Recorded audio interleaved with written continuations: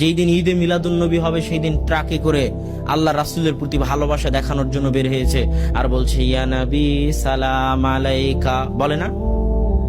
অথচ এই বাক্যের মধ্যে যে আল্লাহ রাসূলের অপমান হয় সেটা কিন্তু আমাদের এই ভাই জানে না। আমি তাদেরকে বলতে চাই, হে ভাই, তোমরা যারা ইয়া নবী সালাম আলাইকা পড়ো, তারা একবার আল্লাহ তার রাসূলকে কিভাবে ডেকেছে একবার তো দেখো। সারা কোরআন একবার তো খুলে দেখো। এই সমগ্র কোরআনের প্রথম থেকে নিয়ে শেষ পর্যন্ত আল্লাহ অন্য নবীদেরকে যতবার ডেকেছেন সব নবীকে নাম ধরে ডেকেছেন। ইয়া জাকারিয়া, জাকারিয়ার নাম ধরে ডেকেছেন।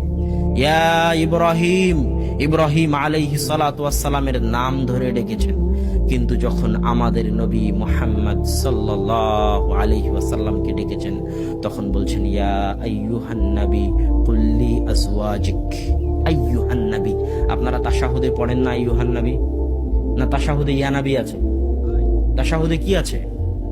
আইয়ুহান নবী আছে। তাহলে ইয়া নবী আর আইয়ুহান নবীর মধ্যে পার্থক্য কি? আমি আপনাকে বললাম এ আব্দুল্লাহ, এ আহমদ, এই ডাকের মধ্যে কোনো সম্মান আছে? কোনো সম্মান নাই।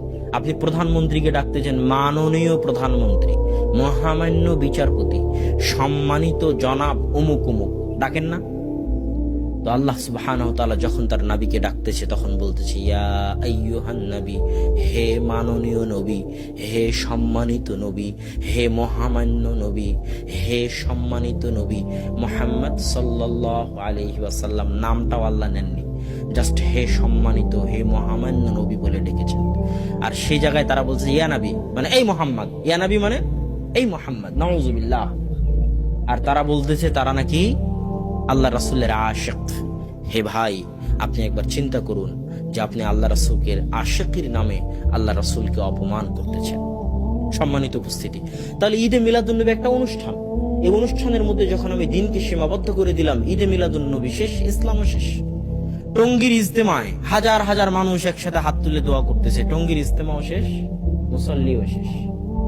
তো ইসলামকেও যদি ধ্বংস করতে চান সেটাকে কার মধ্যে সীমাবদ্ধ করে দিতে হবে? অনুষ্ঠানের মধ্যে। ঠিক দাওয়াতকে যদি ধ্বংস করতে চান, দাওয়াতকে কার মধ্যে সীমাবদ্ধ করতে হবে? অনুষ্ঠানের মধ্যে।